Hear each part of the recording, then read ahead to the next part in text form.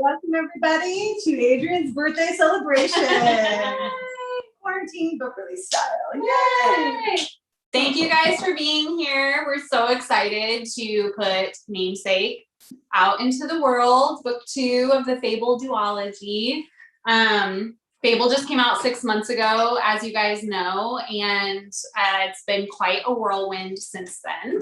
But it's also been a lot of fun, and Kristin has been there from the very beginning, the very beginning. Although she said in her acknowledgments that I was no help, and that will be cleared up this evening. I did. Okay, no, you're not going to paint me as the bad guy here. I'm going to read my acknowledgments because it just happened to be perfectly cracked to the page.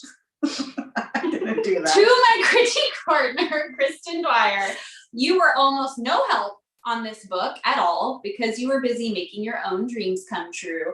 Watching you stand on top of this mountain is a beautiful thing to behold, and I'm counting down the days until we can hold your book in our hands. Don't forget my line break. Okay, but also I was helpful. She was a little bit helpful, but this is a really fun special event because Kristin's done quite a few events with me, but this is the first event we have done together since she became an author. A real one. And a real life has a real life book coming out into the world next year. It's called Some Mistakes Were Made. Please pre-order it. It will be it will have a cover and everything. I'm very excited.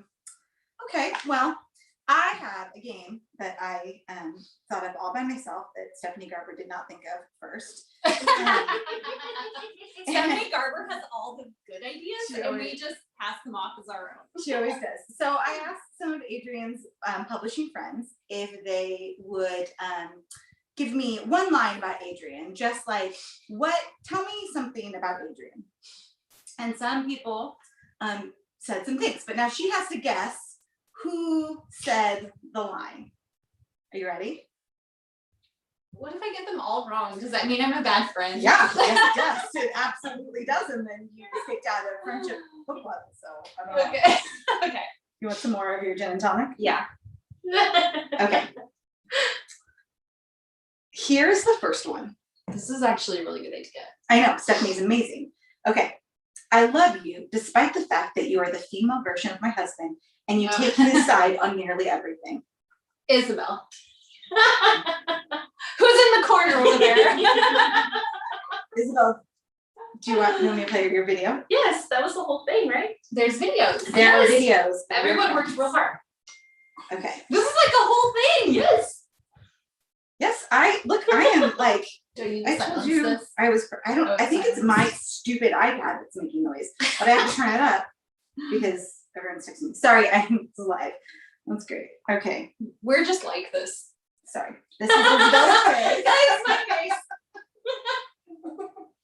Adrienne, I love you despite the fact that you are the female version of my husband and you take his side on nearly everything. Okay. This is really cute, actually.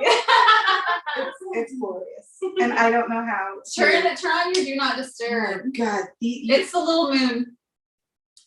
Did you do it? No, of course I didn't. Here I did. Okay. I'm an adult.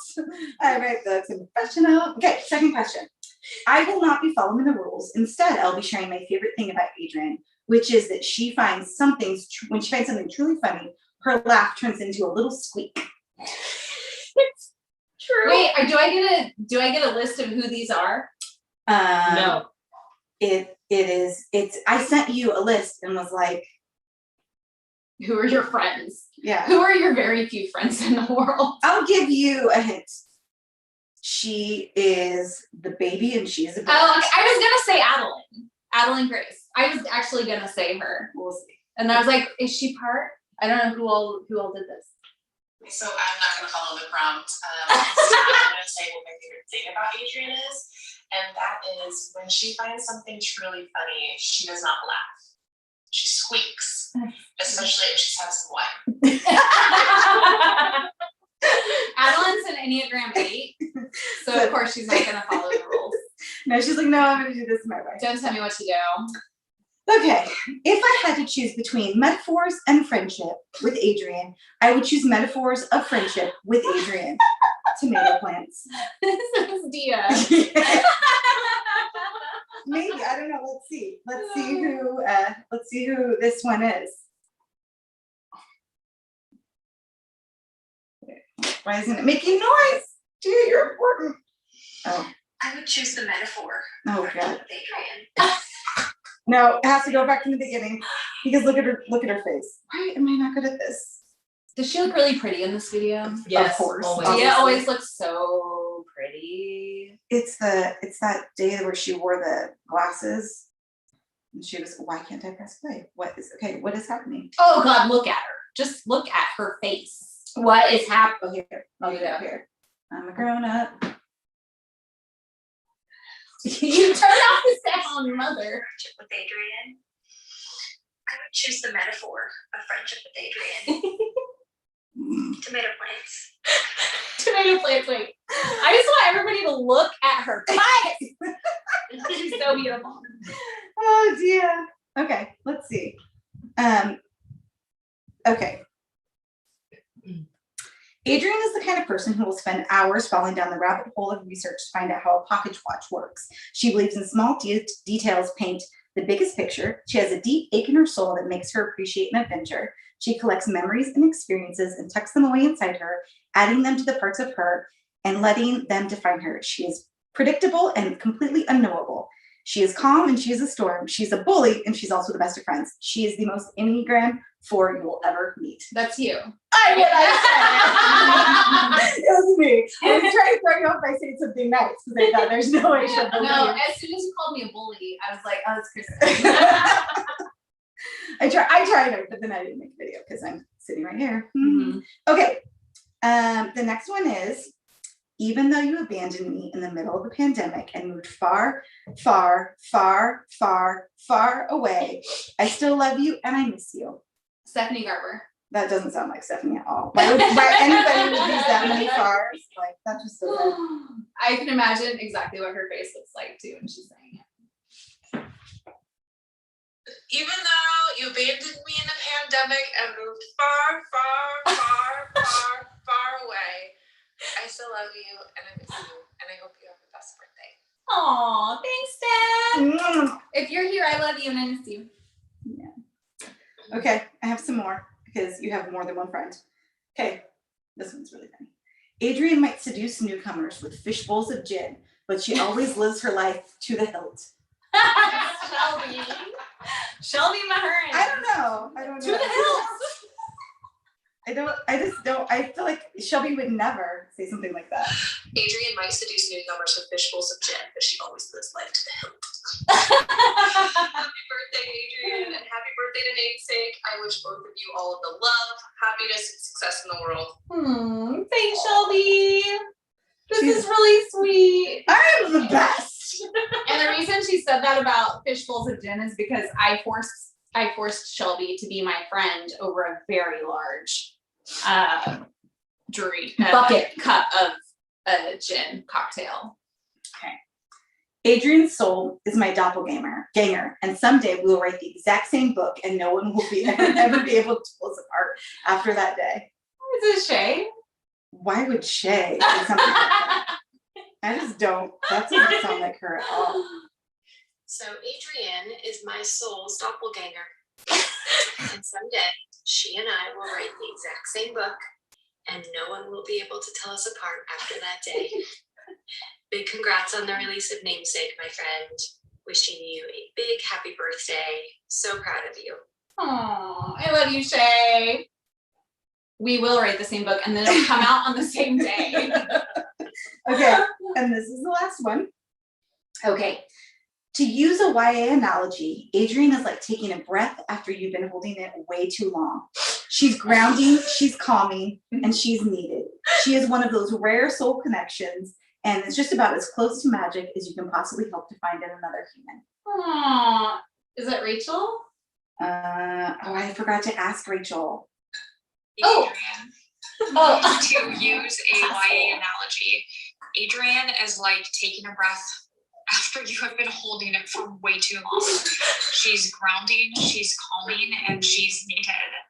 She's one of those rare soul connections and is just about as close to magic as you can possibly hope to find in another human. Oh, I decided that Rachel, I would keep Rachel forever when she used a Sandra Bullock analogy. I don't think that will ever, what'd she say? The great Sandra Bullock says in Heat, or what did she say? I hope you guys are writing these people's names down because they're all amazing authors and you should read all of their books. They're incredibly talented people and I love them so. Yeah, especially that Kristin Dwyer. Okay, well, happy birthday. We love you. I think it's hilarious that Namesake comes out on your birthday and that you sold Sky in the Deep on your birthday 4 years ago. Yes. And this book, Fable, not this book, but Fable, you had thought of Fable like right before you sold Sky, when you were querying Sky, you had the first inspiration, right? Yes. So like when Sky was like out in the query trenches with agents and I was waiting to hear back from agents and I got the very first like inkling of the idea for Fable, but I didn't start developing it for really after I sold Sky. But yeah, I sold Sky on my birthday. My agent, my editor, like nobody knew this, but the auction was set on my birthday. And I just thought that that was like such a perfect stars aligning moment. And then here we are with Namesake on your birthday. And you'll never write another book. This is it. This is the end. You peaked. You picked, this is it. It's over. Downhill from Yeah, here. just die now. Okay, and I remember when, after you had sold Sky in the Deep, we were sitting in Barnes Noble in the cafe, and you... Oh yeah, we were working at Barnes Noble a lot at that time. Yeah, and because we could go into the outside then, so in the before times. And we were at Barnes Noble, we were sitting there, and you have like, I don't know if, I'm sure everyone knows this about you, how you were like this, you cannot stop working, you're like a shark.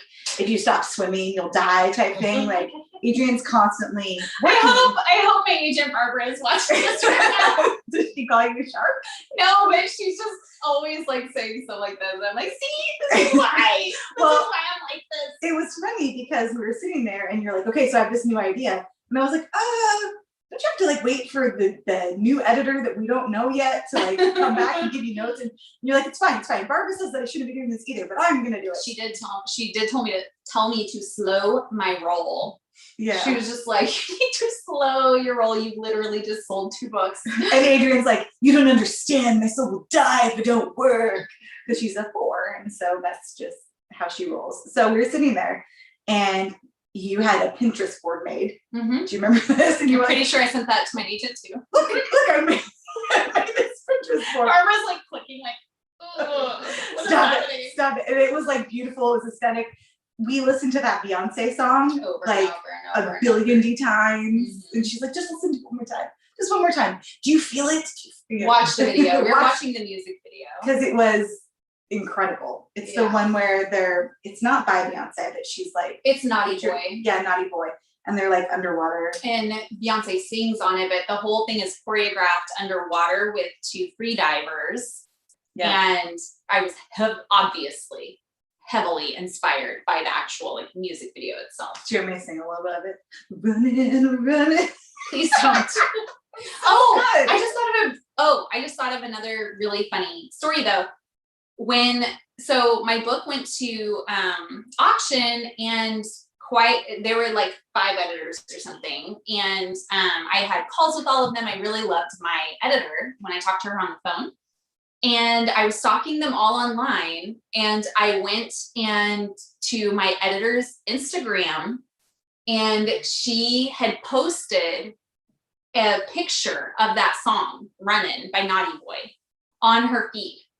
And I took it as a sign. I was like, this is a sign. This has to be a sign. Because I was like watching this music video over and over and over, developing this new book that she had no idea about. And it's like, I think it's still in her feed because I recently, like 6 months ago or something, I went and like looked to see if it was there.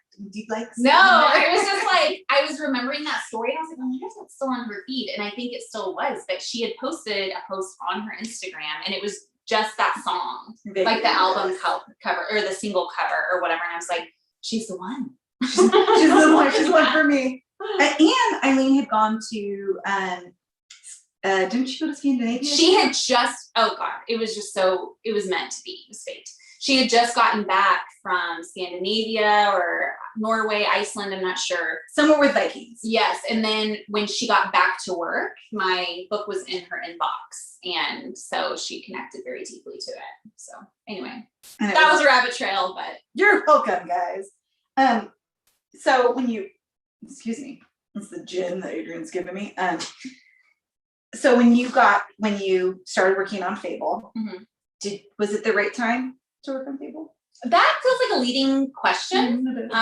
It's rude and I don't appreciate it.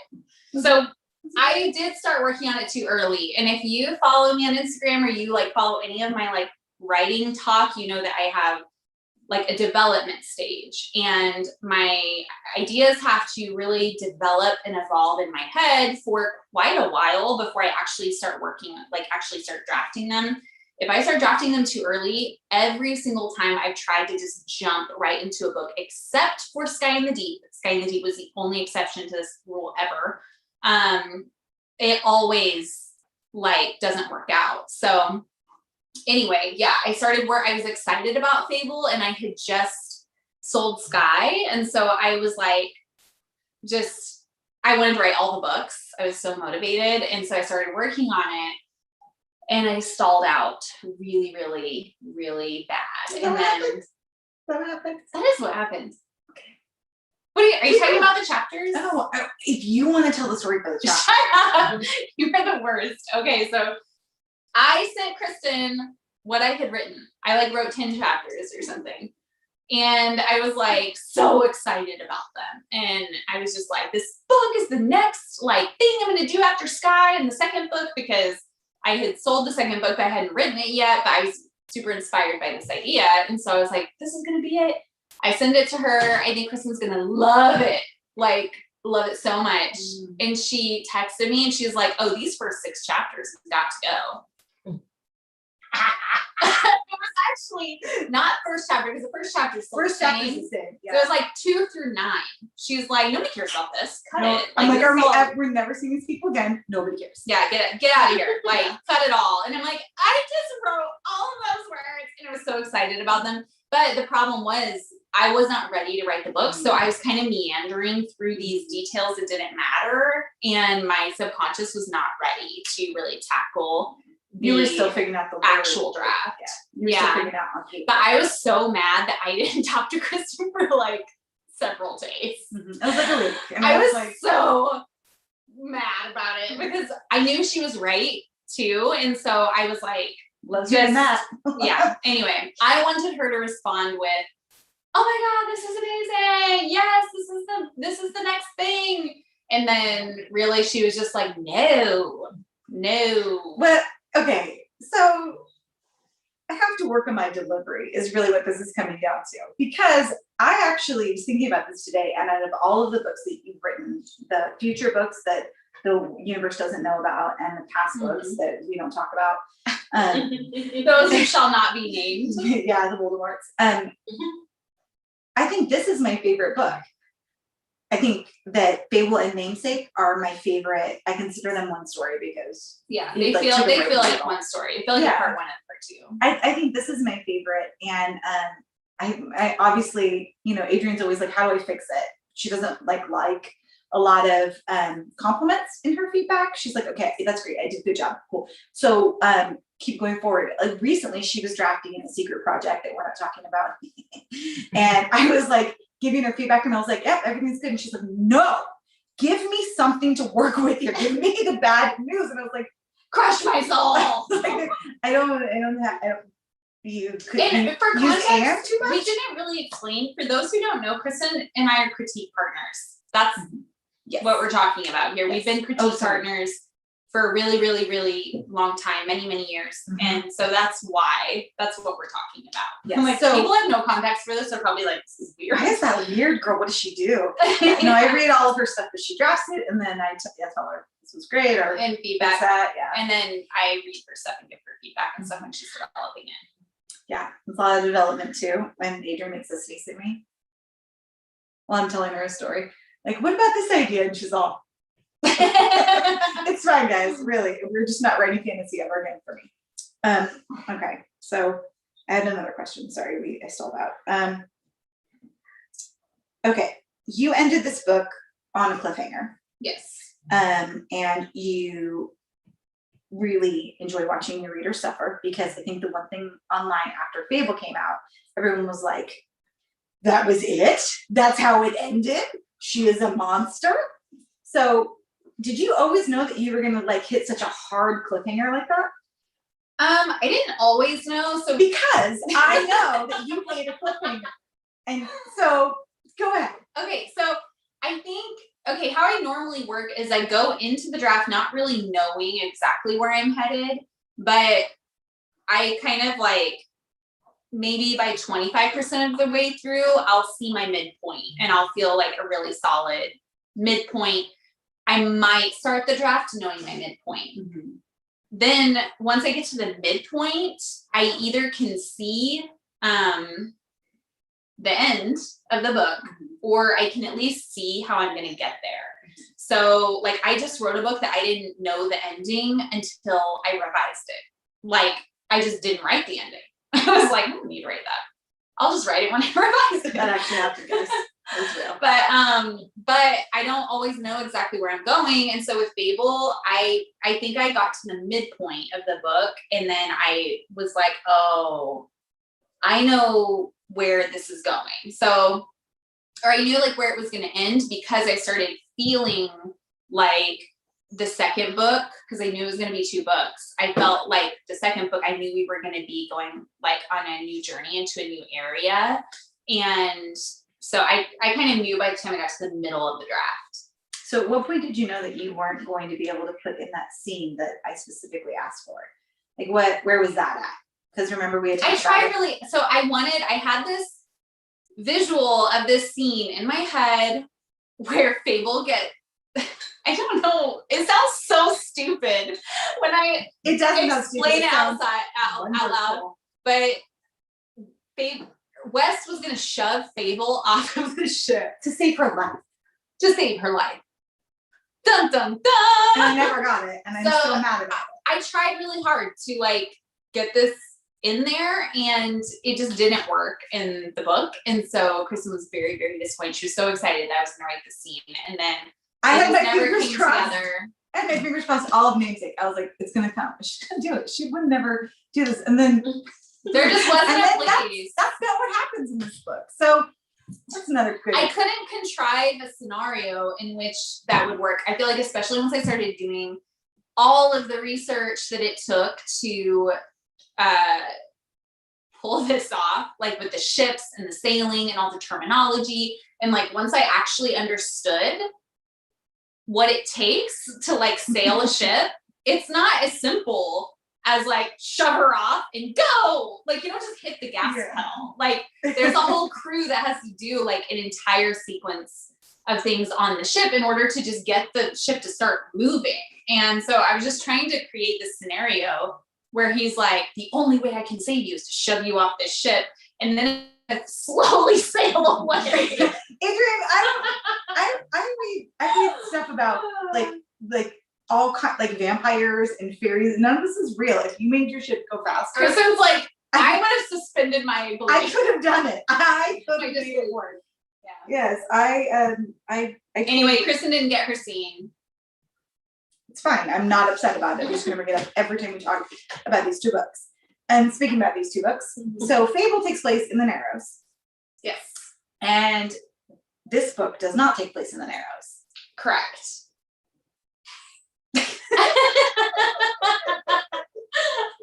That wasn't a good question. Is that? Well, I like figured you would like pick up the slack here and like, I don't know, maybe add. Yeah, totally. So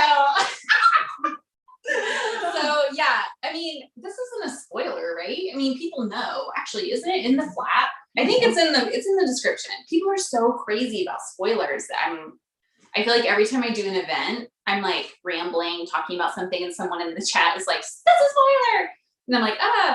But you guys know that we leave the Narrows. Right. If you read the description of the book, you know we're leaving the Narrows. We're going into the Unnamed Sea, which is talked about in Fable, and it's a really, like in Fable, we hear a lot about the Unnamed Sea, and we kind of get a sense of what that world is like. It's a part of the Narrows, but it's like its own separate thing. And the Narrows is kind of like this dark pocket off of the Unnamed Sea. So we're going into this new place where we're getting to explore kind of like a new culture. It still feels like the Fable world, but it's definitely more developed, and things are like industrialized. Yeah, and like more highbrow. Like things are more. So you, like as society. a writer, you were just like, you know what? I'm so good at world building. I will just ignore all the work I did in Fable and just do it all over a Namesake. It translates. I feel like it supports all the world building in Fable, supports the world building in Namesake, but it is a new world and a new kind of structure of society and all of that. So yeah, it is, but that was fun for me to play with, like to be like, oh, we're kind of venturing into this, you know, the Narrows is so cutthroat. It's so like gritty, and just everyone's clawing their way to the top, and it's really dangerous. And those things are still true in the Unnamed Sea, but it's kind of all like shadows under smiles. Like there's a lot more like wealth and opulence. The dirty business is still going on like big time, but there's a lot more like powerful people at play that influence everything that's going on in the Narrows. So it's kind of like, it was fun to kind of explore those new veins. Kristin hates world building. That's why she's being a brat. It's just the worst. I don't like people do it. I'm like, now that I've discovered I don't have to, I will never go back. But I want to read all of your books about world building. I just don't ever want to do it myself. Like, give me a cell phone. Somebody that send a text. So the Fable was so much about Saint and Fable's relationship with Saint. And I feel like in Namesake, we get to focus so much more on her mom and like the dichotomy there, and the full circle kind of moment of how both parents shape you. Did you know that going in that you were going to do that? Like, was that a conscious decision to like? I knew by the end of Fable, I knew that we were going to switch focus to Isolde, which that's how you say her name, Isolde. I get that question all the time. How do you say her name? Because people all say it differently. But her mother, Isolde, I feel like by the time I got to the end of Fable, I knew that she was going to be exploring this whole other side, mirroring kind of the journey she went on with Saint in the first book. And Saint's story is by no means over in Namesake, but yeah, it's not. So, I mean, it's not like we forget about Saint and now we're going to focus on Isolde. It's really kind of Fable starts looking at both sides, like two sides of the coin, and really starting to understand like how much of her mother and her father are in her, how much is her own self, I guess, and her own identity, and how she fits into the framework of her mother and her father's stories, which was so cool to explore after focusing so much on Saint in the first book. Then going into Namesake, it was like she had already come such a long way mentally, I think, with her relationship with Saint in the first book, that by the time we go into Namesake, she's really coming from a different place, I guess is what I'm trying to say. And readers are obsessed with Saint. Like, yes, I was actually really surprised because I liked Saint, and it's like, you know, what was it? What did you do? Sapphire coat? Because sapphire coat when he shows up on blue coat. Yeah, it was a whole mood. But I was really were you surprised by that? Like how much the readers? Yes, I'm still surprised by it. People love Saint. What did you do? What do you mean? I don't know. What did you do to make How did I everyone- do that? Yeah. I don't know, because I mean, I love Saint. I think he's my favorite character I've ever written. And it's so funny because he has very little page time. I was gonna ask that question, so What? that was rude. I was gonna say, what was your favorite character other than Fable wants to write? A Saint is my favorite. I mean, ever. I think that I've ever written, and he is so interesting because even when he's not in, like, on the page, like, he doesn't spend much time on the page at all, but the myth of Saint and the lore that surrounds him is in every scene of the book, and he kind of informs and influences everything that's happening when he's not there. So that was really fun to write, and I was very inspired by him. I felt very connected to him as a character, but I did not expect readers to latch on to him so much because he's an adult character in a young adult novel, and he's the parental figure. And I just, no one likes the dad. like, I just feel like people are like, all the time, people are like, Saint novella, when is my Saint novella coming? Because they want to know his story. And I was very pleasantly surprised by that because I love him so much, but I really didn't expect that much reaction to If him. you were gonna write a novella, what would you write? I don't think I can say that. That was so rude. I just posed a question. That's all I did. I didn't give any secrets away. Anyways, back to me. Next question. Okay. I'm gonna have so many DMs after this event. Do your work, guys. Okay, so this book really, like you were talking about Saints, like the legend of Saint and all of like these like the mythos around him and the stories. And there's tons of superstitions and there's rules and of this world and all of these things. Are you a superstitious person? Yeah. And how do you think that informed how you wrote this book? I don't know if superstitious is the right word to describe me, but I do believe that there are like signs and omens everywhere. Like, You're a little stitious. Like, if you're paying attention, I feel like that I've had so many instances in my life where I have felt like guided by something, like what I was talking about with my editor's thing. Like, I really believe in signs. When you So drew your name with Ivan's name in hearts. I did not on my textbook, on my math book. No, I didn't. That would be cool if you did. But yeah, so I feel like that did inform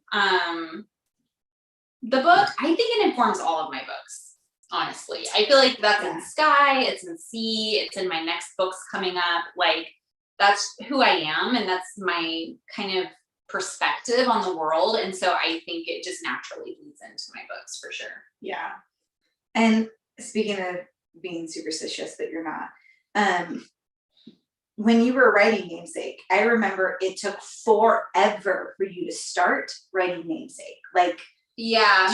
So we were on a retreat in the before times, and I remember she literally had her laptop open and was just staring, and she kept sending me like pictures of her screen, and she's like, okay, I'm gonna do it. I'm gonna write the first line. I'm gonna do it. I'm like, who's stopping you? You can always delete it. But like for Adrienne, that is a really sacred moment, right? Yeah, I feel like the blank page is always I always get cold feet at the blank page. Like the very first page of a book, it doesn't matter how excited I am to write it.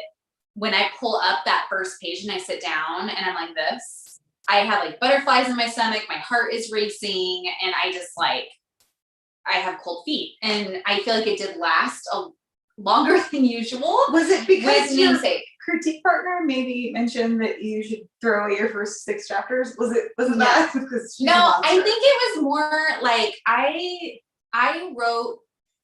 love Fable so much. Like, I love that book more than anything I've ever written. I love all of my books deeply, but I have never felt so seamlessly connected to a work as I did Fable. I wrote it super fast. I like finished it super fast, and it just flowed out of me. I could not write it fast enough. And so I think I was just very afraid that the second book would not be the same type of experience, or that I would mess it up, because when I finally like walked away from that draft of Fable, I felt so inspired by it and like connected to it that I was like, oh my gosh, I'm going in the second book and I really don't want to mess it up, you know? So You're so obsessed with this. You should just like sell a third book and just keep going. It's like, I don't know. Yeah, you could just keep going. I would be okay with that. I don't know what you. I feel like I could write in this world forever. I'm like, I just feel like there's so many characters that I feel like I could just follow them and see where they go or whatever. Like, who would you follow? Oh, shut up. Oh my God. Okay. I'm the best. You're all okay, so this is not a spoiler, but it's a really spoiler. The last line of the book. Yes.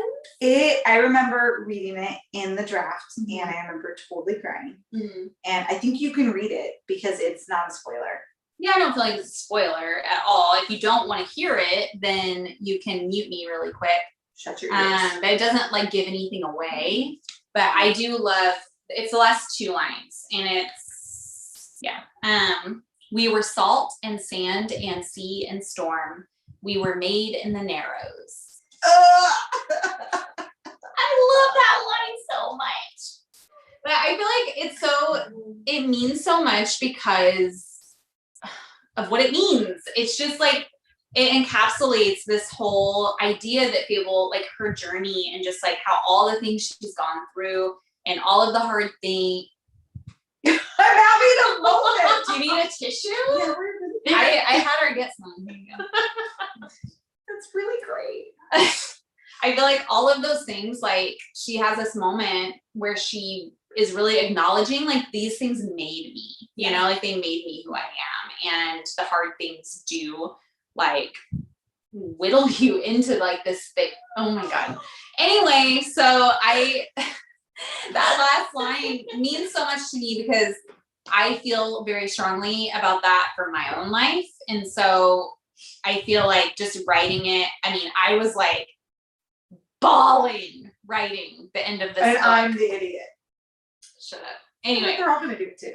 So there's several scenes throughout Fable and Namesake that I was seriously just, we could not see my screen because I was crying so hard and I'm just like blinking the tears and like typing. Sometimes in It was public. so ridiculous. Sometimes in public. Do you remember when we were sitting at that coffee shop and you're writing this? Yeah. And you shut your computer and then you shut my computer and then you laid across both of them and and cried and groaned. And yes, I and I remember what scene I was writing too. Oh, you do? Yes. It's in Namesake, and I won't say what it is because it is a spoiler. Yeah, I know it But I like had finished that scene and I just needed to be horizontal and I needed to cry. in public. It was a dramatic moment, but Yeah. it was needed. Okay, we're gonna take some questions Okay. from all of you, and hopefully you've asked them because put your face in here. Oh, face recognition. Okay. And I will go to the top. Oh, these are just pictures of your book. Okay. Here's a question from someone, because I don't have your name, I'm really sorry.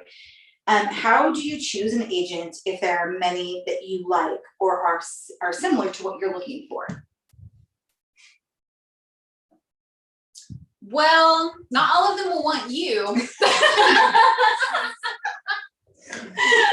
So, like, how do I say this in an encouraging way? We say this from the saddest parts of our soul. So this is obviously from an aspiring author, and querying is honestly, in my opinion, the hardest part of getting published. And, you know, I had 3 offers from agents, and for me, it was very clear just from the conversation I had on the phone with one of them who I was going to sign with, because, you know, I think you have an innate sense, like, firstly, I would say you only query agents who you actually want to work with, like who have a good reputation, who have a good track record, who, you know, aren't losing clients left and right, that kind of thing. But then, like, you send out those queries in hopes that you're going to get offers of representation. If you don't know what I'm talking about, basically in order to publish a book, first you need a literary agent to represent you. And that's the really hard part of all of this. So anyway, so I would say like first you're being very selective about who you're querying. Secondly, once you do send out those queries, you're hoping you're going to get offers of representation, right? But most of them are not going to offer you representation. So then there's a whole process I won't go into, but basically at the end of the day, you might get an offer of representation or you might get multiple, like a handful or something.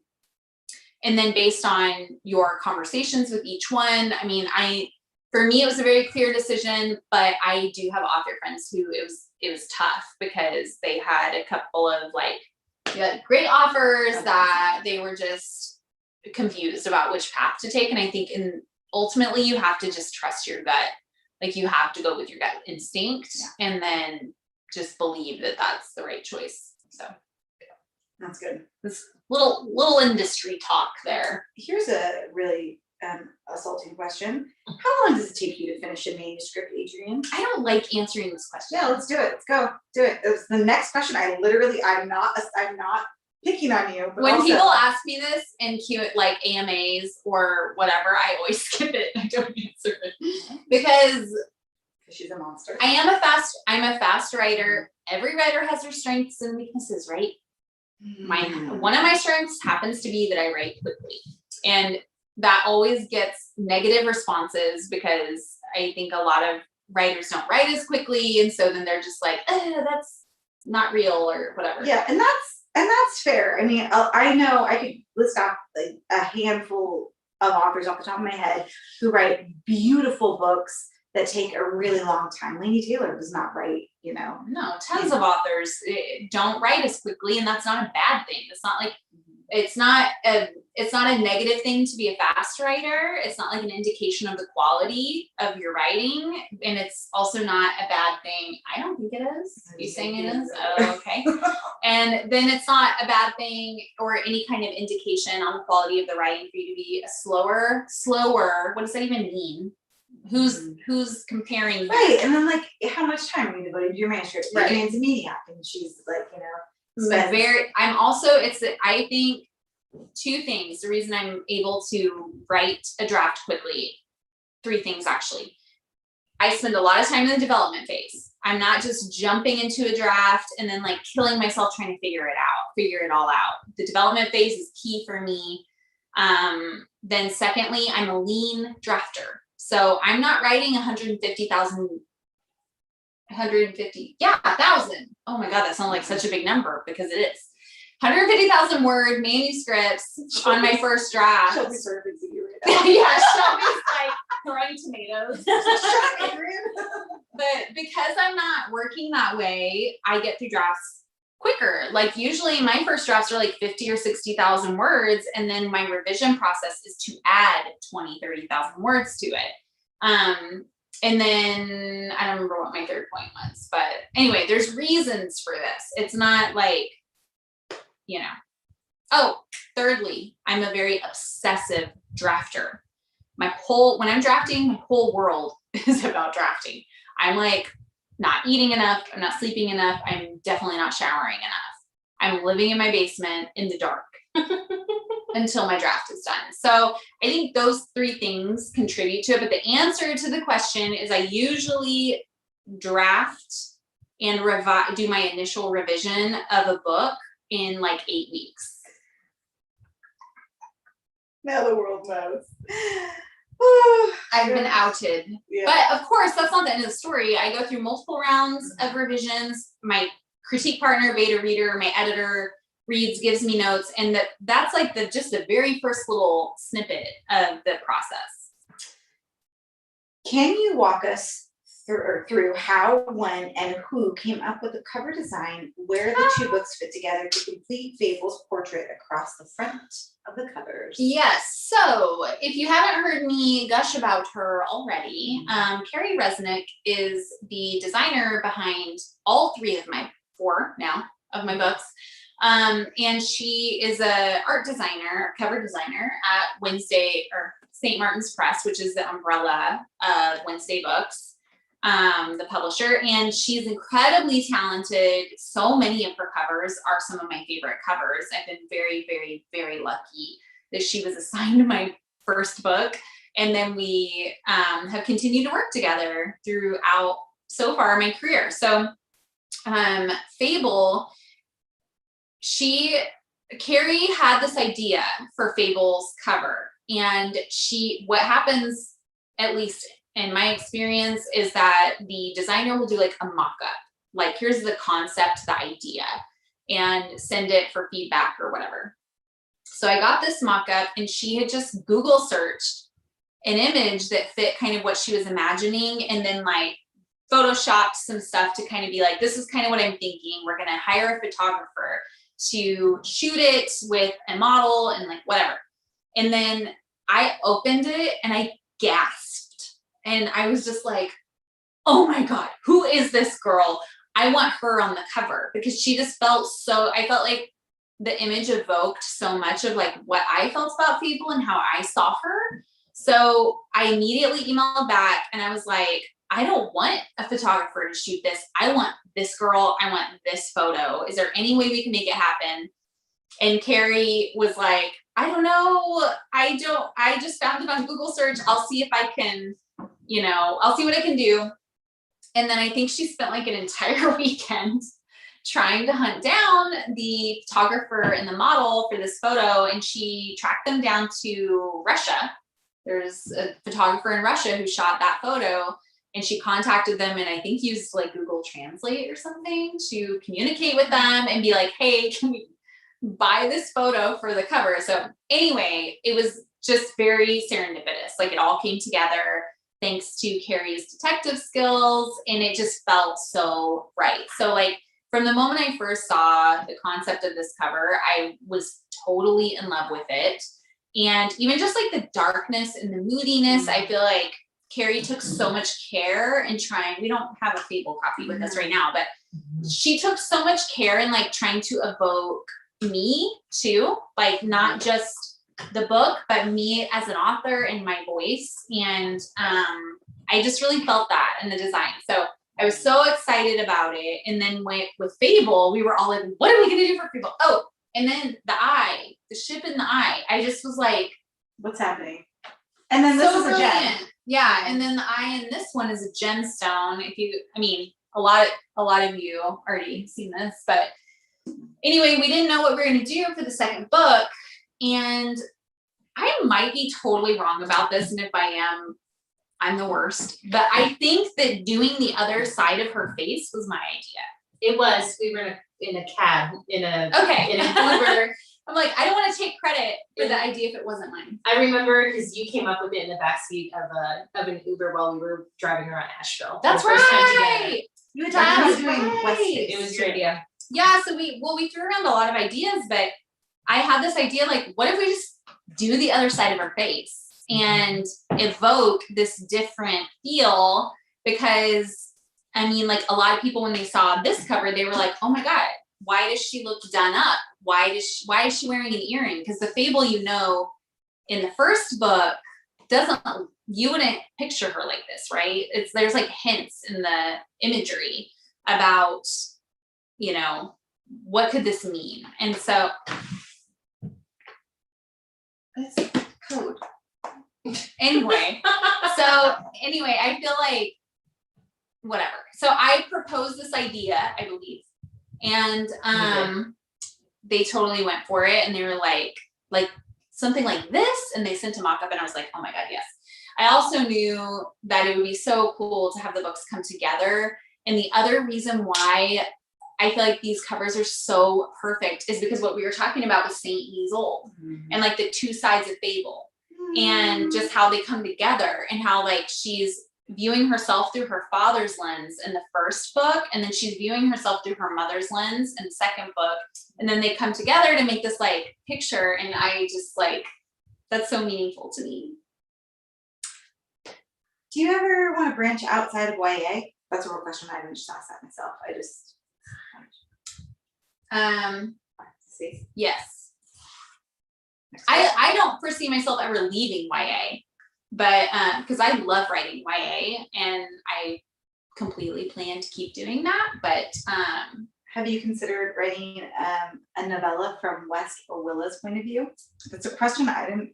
I have considered writing novellas from every single person's point of view. I like just don't want to stop writing in this world. I love it so much. Do you have a heroine in your books or in others you may favor that inspires your stories?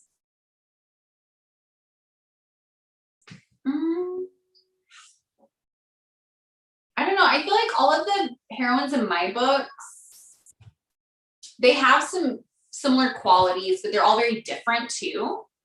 So I don't know. I mean, I feel like I write myself into all of my characters. I mean, not just my main characters, but my side characters, my antagonists. Like, I feel like I really draw from myself when I'm writing. And so, I don't know. They all do wind up a little different though. Are you ever surprised at how your characters turn out? Yeah, all of them actually. I feel like because when I start writing a book, I don't have them all figured out. I kind of like am getting to know them as I'm writing the books. Mm-hmm. So I feel like I kind of am discovering them along the way, just like I'm discovering like the plot. How did you manage? No, we're gonna answer this. How you managed to put out Fable and Namesake so close together? Yeah. Oh well, but it is worth noting. When I sold Fable, it was finished. It was written. I didn't sell that on proposal, so I was ahead of the schedule game on this. I know it appears as if I just like wrote 2 books in 6 months and got like them published. That's not actually how it happened. Fable was pretty much done other than like editing it with my editor and all of that when I sold it. And because we were so ahead of schedule on it, we were able to experiment with this quick timeline. So I just don't want anyone to think that that would not be sustainable. I feel like you'd have to always be ahead to always be doing the quick release. Yeah. Are there any plans for a film or television adaptation of the series? And if so, who would play Fable? Who would you cast? I have no idea who I would cast. You know who I did think though? I was thinking Christian Bale would make an amazing saint. Oh, he would make a great saint. He would. He's always howled to me though, from Howl's Moving Castle. Yeah. That's every time I hear his voice, I'm like, your hair looks like Starlight. Yeah, I just like think like his like crazy like cheekbones and like rugged like scraggly facial hair. And he's a method actor, so he'd really like, get into it. Yes, and I can just see him in that blue coat. Yeah. But I can't think of any. I've never really like, thought of somebody for Fable or West. Really, that's hard. That's always hard for me, especially with main characters, to like cast them. Yeah. What was the emotional chapter that you wrote? I don't think I can say it's a I don't think you spoiler. can either. Have any translation rights been sold for your duology? Yeah. And that's on your Instagram. God, I think Spanish, but it's not coming out till next year. Turkish, Romanian, Russian. Honestly, okay, here's how this works. People ask me stuff about foreign books all the time. I actually am not given that much information on my foreign stuff and like when they're publishing, when they're being translated and all of that. So it's kind of hard to keep tabs on, but it is being translated into several other languages and also being released in other territories. And the UK one is the only one that is out so far, I believe. And that just came out in January for Fable. And then Namesake is coming out in June there. And that includes Australia. Which book was harder to write, Fable or Namesake? Namesake, just because there were more moving pieces in the plot and I had to really make them all work together. I struggled a little bit in a couple of parts to really make sure that everything was like seamlessly clicking. Do you have any plans to visit this world again? I would love to. What is your least favorite part of the writing process?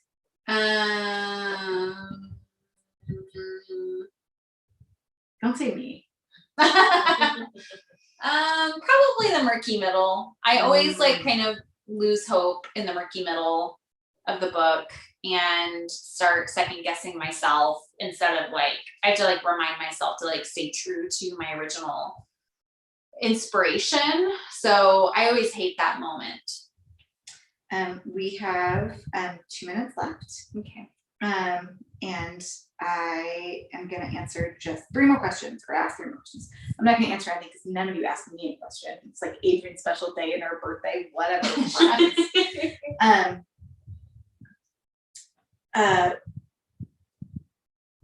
Well, hold on. Sorry, I got distracted. If you were stranded on a desert island with 3 of your characters, who would you choose and why? Willa for sure. That girl's gonna give me shelter. She's gonna kill anyone who's trying to come at me. And Oster, he could catch fish and feed me. Yeah. And then third person. It's hard to choose a third person from all of them.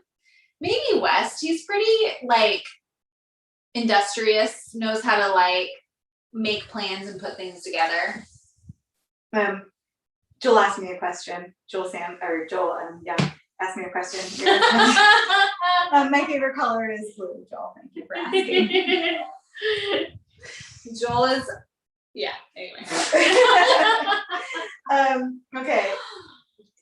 What if you told, do you know the chapter that made you cry? Like the chapter number? Yeah. What if you told them that? Okay, I will tell you. I think I can find it pretty quickly.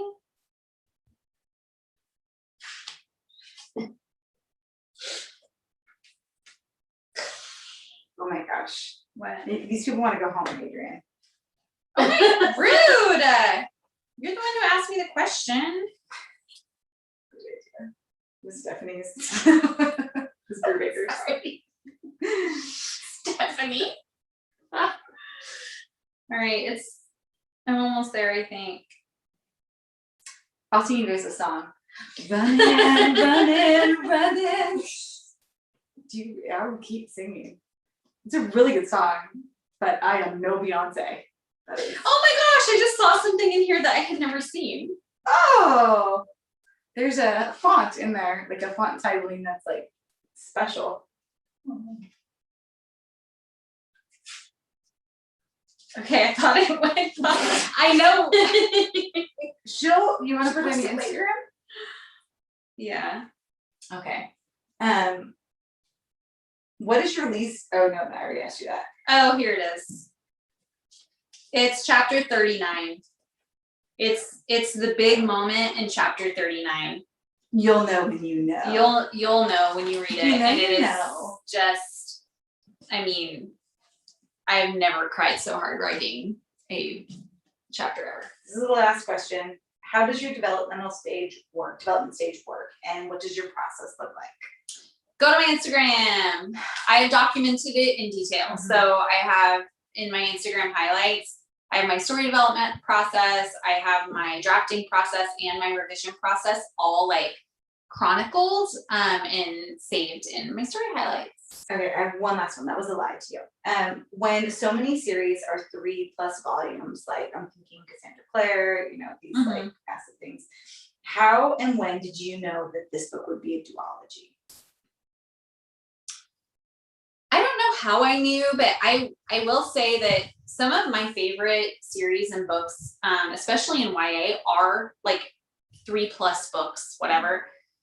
However, I am a big believer in the fact that second book has got to earn its place in the series. Yeah. And I feel like sometimes second books are what I call lily pad books. They don't actually feel like their own big stories that have, like that weight and gravity to them that the first and third book do or whatever.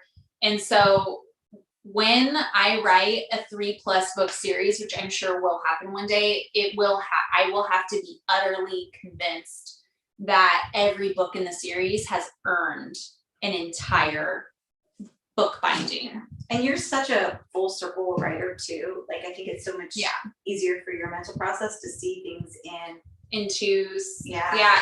It's the mirroring aspect and the symmetrical aspect of a duology is just very appealing to me. And then I also think you're asking a lot of a reader to stick with you for more than 2 books. And so I feel like when I do venture into that territory, it's going to have to be with a story that is so big and so complex that I'm going to be able to warrant asking the reader to come on that journey with me. So a good second book, in my personal opinion, would be Legendary by Stephanie Garber. plug. It really is like it's one of my very favorite books, period. Yeah. Love that. And I think like it's the series that pull it off so well for me. I so admire that. I think it takes so much skill. And so to head him off. Yeah, I know one day I will write longer series, and I have a couple ideas that I think might turn into that. But when I do, I'm the type of person that I have to step off of that cliff feeling really sure that I'm making the right call. So okay, I think we are coming to a close. I don't actually know what happens next. Does Katie come back now? I hope Katie comes back. She said to text her, and then I told her 8:05. And Oh, I think there she is. There she is. Hi, I'm back. I could actually watch you two talk all day long. And also you can sing anytime, Kristin, I promise you. That was great. So this is the end of the event. I don't know if I said this before, but you can rewatch it at any time. Everybody go ahead and send all the love you're going to send to Adrienne and Kristin, and they're going to go ahead and say goodbye. We still have copies of Namesake for sale, so if you didn't snag yours, feel free to grab a signed copy. We have some copies of the backstock left as well, so if you're interested in those, please feel free to also purchase those from us or not. It's your choice. We all live in a free world. And yeah, I just really want to say thank you again. I had a blast, and I also can't wait to see some of you in person for a in-person event. Like that is, I love hosting my events, the energy, the excitement, just like you can tell all the other genres, I don't like them nearly as much as the YA crowd. So it's like a thing. They're just much more fun. So yeah, I'm going to go ahead and hit into the video. If you guys want to say your goodbyes, we're all set. And thank you again. Yeah, thank you so much for coming. Thank you for supporting Malaprops with these books. It means so much to me that you are supporting not only the series, but the indie bookstore. And if you want to tag along on another event, I will be with Stephanie Garber this Friday on Instagram at 9 p.m. Eastern. And happy birthday, Adrienne! Thank you.